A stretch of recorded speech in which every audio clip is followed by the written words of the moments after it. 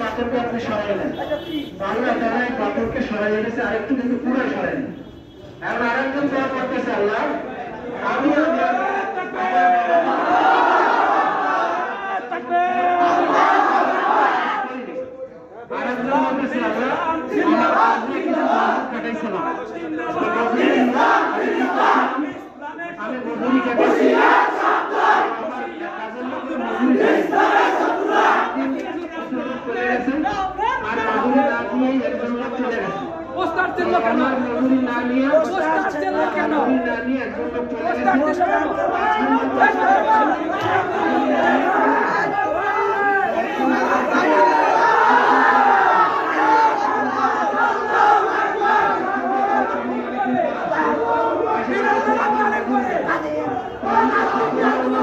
আমি ভিডিও করতে আসছি।